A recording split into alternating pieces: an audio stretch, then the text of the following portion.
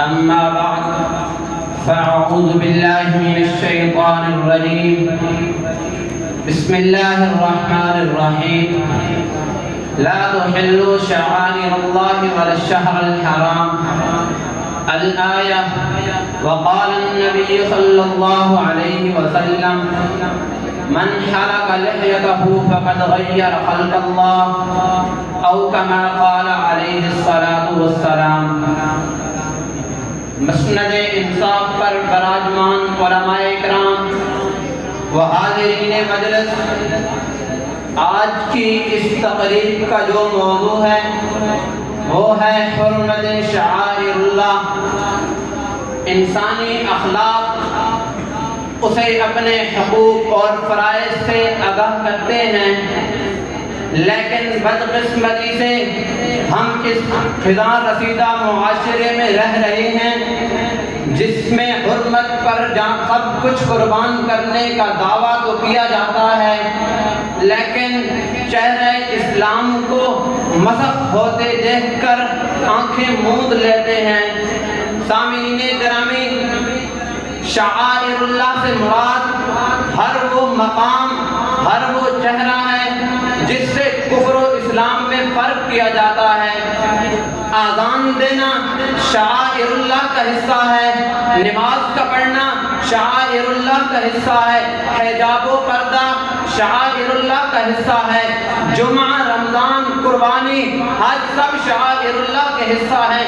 مساجد و مدارس، قرآن، کعبہ، صفا مروہ سب اللہ کی نشانیاں ہیں، لیکن آج کچھ لوگ جدت کے نام پر اسلام کا حلیہ اس طرح بگاڑ رہے ہیں کہ یدنین علیہن من جلابیبہن پر عمل پیرا ماؤں بہنوں پر طنز کرتے نظر آتے ہیں۔ ومن سنتی اعفاء اللحیہ کے پیکر طبقہ کو دہشت گرد گردانتے ہیں، اقیم الصلاۃ جیسے فرمان کو رسم سمجھ کر ترک کر دیتے ہیں، قربانی کو ظلم اور تلک حدود اللہ کے نفاذ کو ملوکیت کے پس پردہ ختم کرنے کے کوشاں ہیں۔ عزیزان من،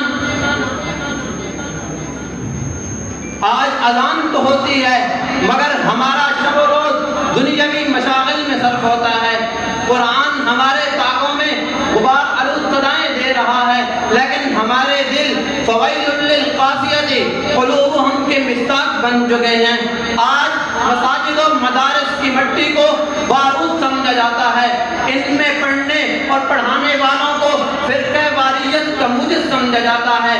الغرض ومن یعظم شعائر اللہ کی حرمت درکنار، ان کی اہمیت سے بھی کوسوں دور ہو چکے ہیں۔ یہی روحانی زوال ہے اور ایمان کی کمزوری ہے۔ کسی شاعر نے کیا خوب کہا، شعائر حق کی حرمت یہ عزت کا نشان ہے، شعائر حق کی حرمت یہ عزت کا نشان ہے، یہی وہ نور ہے جس سے روشن سارا جہاں ہے۔ جناب صدر، شعائر اللہ کا مذاق اڑانا کوئی معمولی بات نہیں بلکہ چہرہ اسلام کو داغدار کرنے کے مترادف ہے۔ اسی لیے رب ذوالجلال کتاب ہدیٰ میں قل اباللہ وآیاتہ ورسولہ کنتم تستہزئون جیسے فرمان نازل کر کے خبردار کرتے ہیں۔ اس کے برعکس اگر ایمان کو زندہ کرنا ہے، لا تحلوا شعائر اللہ کی نہ ہی یہ پیغام کو بجا لانا ہوگا۔ ما آتاکم الرسول فخذوہ وما نہاکم کو عملی شکل میں لانا ہوگا۔ لا تقدموا بین یدی اللہ ورسولہ کے حکم پر عمل کر کے بدعات اور رسومات کو ختم کرنا ہوگا۔ قرۃ عینی فی الصلاۃ کو دل میں جگہ دینی ہوگی۔ الجہاد ماض الی یوم القیامہ کو فرض منصبی سمجھنا ہوگا۔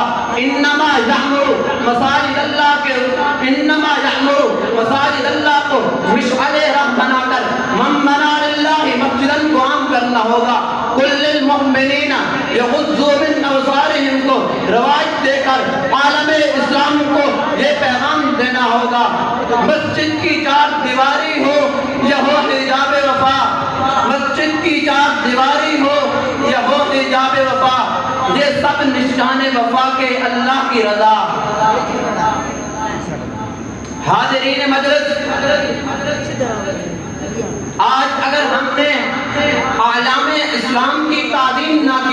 تو کل نہ ہمارے بچے محفوظ ہوں گے نہ دین محفوظ ہوگا.